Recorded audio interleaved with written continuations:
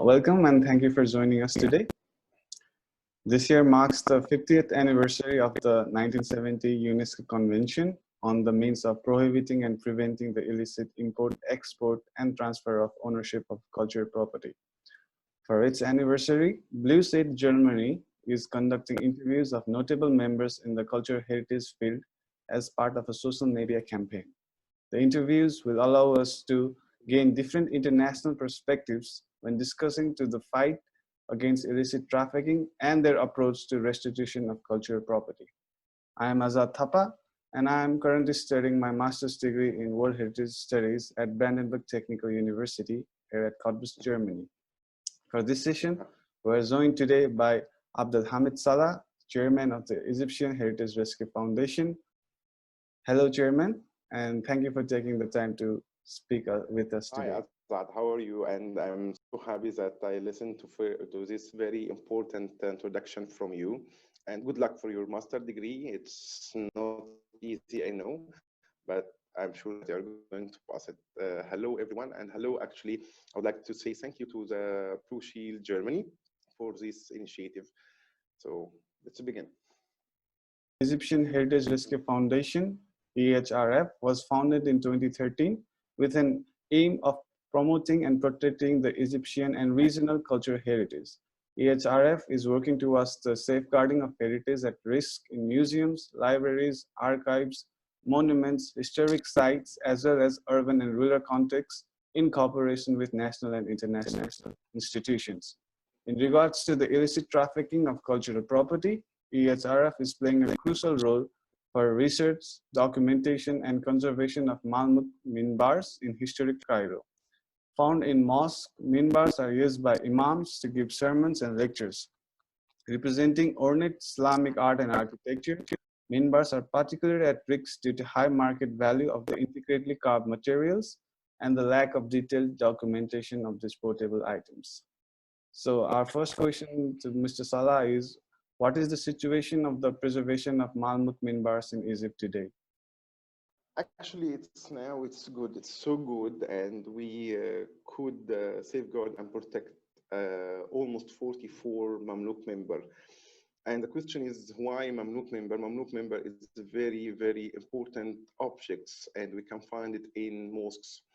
And it reflects a very important art that created by Egyptian in that era.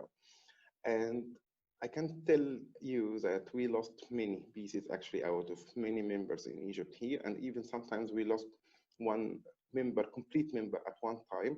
And you can see in some international museums, there is Egyptian members from the Mamluk era, except there. So this is why it was like an alarm from us to protect this cultural heritage. But let me tell you about how we can use this. Look, there is two eras for protecting cultural heritage. Those before the 1970 Convention of UNESCO and those after the 1970 Convention of UNESCO. This important convention was like a kind of an important mark in the history. Why? First, let me tell you that Egypt is one of the first countries that signed this convention, and actually it took a very important role to promote for this important treaty to other countries to sign and to tell how it's important to all the countries that we work together and we work in close cooperation.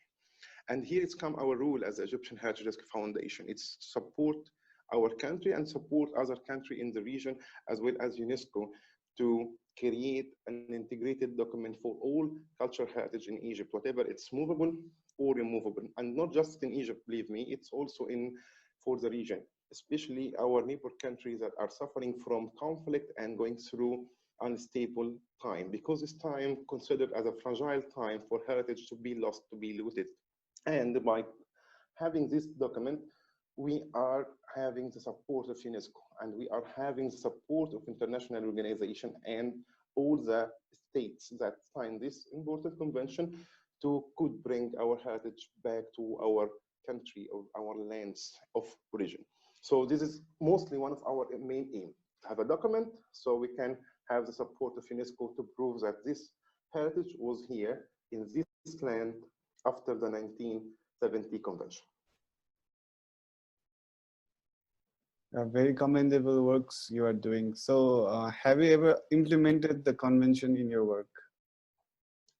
Actually, when we document our heritage here in Egypt, we found that we lost a lot of objects, and sometimes because we are also a part of our team, and also a part there is a department in the government of Egypt are following and tracing the movement of Egyptian collections within the auction house. And also we do the same, and then in one auction house in Europe, we found that they are trying to sell some pieces from a Mamluk member. They didn't know actually from where, from which member, and they were not sure if it was from Egypt or from Syria or Palestine. But actually when we saw the photos and we analyzed our data, we know and we were sure that it came out of a specific member here in Cairo. And like this, we create a document, and we have all the documents, and we cooperate with the Egyptian government represented in the Ministry of Antiquities. We address our Ministry of Foreign Affairs, where it addresses our embassy in this country where the auction house took place, and we could stop by using the parts and the articles of the convention 1970 to stop selling our heritage there. But we didn't have a complete proof that these items will exist in Egypt after the 1970 convention. And this, what I said before, it's an important rule, not just for us as Egyptian Heritage Rescue Foundation, but actually for all NGOs and government to create a document so we can support and help our colleagues to bring back the heritage. This were here after 1970 UNESCO Convention. So yes, we use this convention actually every day in our life. Okay, and can you please tell if you have a personal story that you experienced related to illicit trafficking, something you have witnessed? Actually, almost every day, actually. Everything that we document, look, when we do this documentation for in our project in rescuing the Mamluk member of Cairo, and also actually we extended to cover all the land of Egypt, we found, for example, some members like Qaidbai member. I'm sure that you know what is the member actually, and most of the members built out of wood, very rare from stone or marble.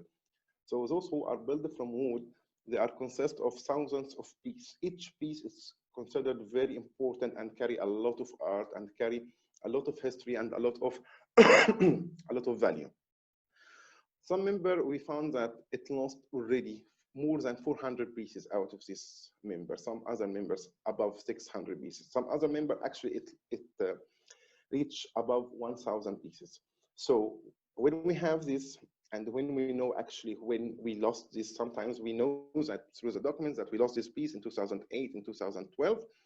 And our rule is to prove actually that this were here in Egypt until that time, 8 or 12, where it's actually lost. The other part of auction house, or those who took it away in the time that they present or announce that they want to sell it, they don't say that we have a document. Actually, they ask us if you have a document to tell that it was in your land after this time. Okay, we will have we will open the door to discuss. So yes, we discuss a lot. We use these articles a lot, and actually we use our Egyptian law for protecting cultural heritage a lot. And as you see, if you go through an auction house and you go like shopping through its items, you found a lot of pieces of this land of Egypt. And it's our rule to try to bring it back using the international laws and international convention. Okay, we have one last question before concluding. Why is the UNESCO 1970 Convention important to you as the chairman of the Egyptian Heritage Rescue Foundation? UNESCO is a main international organization that protecting and conserving cultural heritage in the world, and most of the country are members in the United Nations, and also most of the countries sign and declare that they agree of all its convention. like this, we have the support not just for the international organization, but actually we have the support of the international governments, like government of this country, government of this country. It means that it happened there, or we found one of our heritage there. It's simply addressing the government. And if we're addressing the government, it means that we're addressing its law and its constitution. So we have a kind of a constitution to build a discussion, to build a basic and foundation to have a clear way of negotiation in order to bring our things back. So this is very important for us, and especially for those who are addressing the government. If you're addressing the government, I think things will be solved because it is law and it is international organizations that observe this kind of discussion. Thank you so much for taking time to speak with us, Chairman. For our listeners, we would like to request you to make sure to visit the links provided below the video to watch more interviews with international organizations and actors in the heritage field, and to learn about their diverse perspectives on illicit trafficking. Thank you. Thank you.